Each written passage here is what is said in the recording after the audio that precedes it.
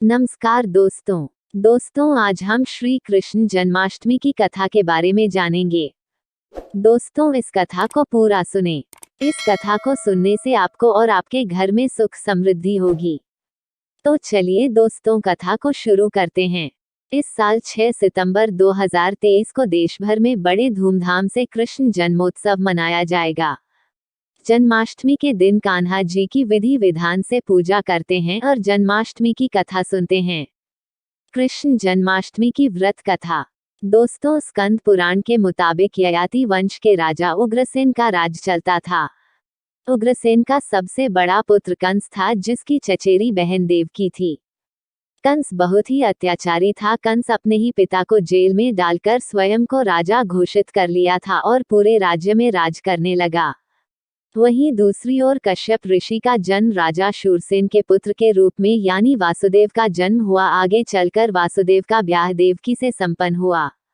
देवकी को विदा करने के दौरान एक आकाशवाणी होती है, हे कंस तू आज जिस बहन को इतने प्यार से विदा कर रहा है कल उसी का 8वां पुत्र तुम्हारे मौत का कारण बनेगा। ऐसा सुनते ही कंस देवकी को मारने के लिए हावी हो गया, पर सैनिकों और वासुदेव के वचन ने ऐसा होने से बचा लिया। वासुदेव सत्यवादी थे। इन्होंने कंस को वचन दिया कि वह अपना 8वां पुत्र कंस को सौंप देंगे।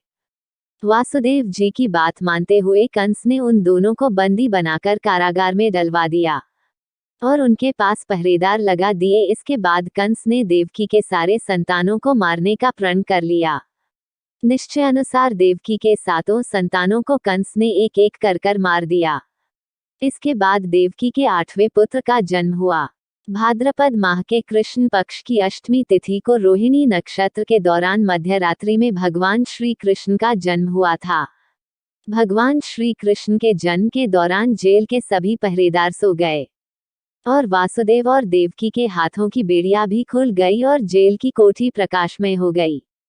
और तभी एक आकाशवाणी सुनाई दी कि तुम बालक को गोकुल में नंद बाबा के यहाँ छोड़ आओ। वहाँ एक कन्या का जन्म हुआ है, उसे तुम यहाँ ले आओ। ऐसा सुनते ही वासुदेव जी तुरंत एक टोकरी में श्री कृष्ण को रखकर उसको अपने सर पर रखते हुए गोकुल की ओर निकल पड़े। रास्ते में यमुना नदी भगवान श्री कृष्ण के चरणों को स्पष्ट करने के लिए उफान पर आ गई। फिर चरण स्पर्श करते ही वो पुनः शांत पड़ गई। इस प्रकार वासुदेव जी ने अपने पुत्र को यशोदा मैया के बगल में रखकर वहां से कन्या को लेकर वापस कारागार में लौट आए और तभी जेल के सभी दरवाजे अपने आप बंद हो गए और देवकी वासुदेव के हाथ और पैरों में हथकड़ी लग गई। सारे पहरेदार भी उठ गए और कन्या के रोने की आवाज आने लगी। तभी कंस को सूचना मिली। तभी कंस ने कारागार से कन्या को लाया और उसे मारने की कोशिश की, लेकिन वह आकाश में उड़ गई और बोली, अरे मूर्ख, मुझे मारने से क्या होगा, तुझे मारने वाला अब पैदा हो चुका है। ये कहकर वह देवी गायब हो गई। इसके बाद कंस ने कृष्ण का पता लगाकर उन्हें मारने का खूब प्रयास किया। कई दैत्य राक्षस भेजे लेकिन कृष्ण को कोई नहीं मार सका।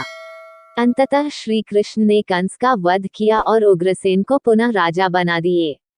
तो दोस्तों इस प्रकार कृष्ण जन्माष्टमी की व्रत कथा पूरी हुई। ऐसी मान्यता है कि कृष्ण जन्माष्टमी के दिन कहानी को पढ़ने या सुनने से व्रती के सारे पाप धुल जाते हैं। जीवन के हर समस्याओं का समाधान मिलता है, साथ ही भगवान का आशीर्वाद सदैव बना रहता है।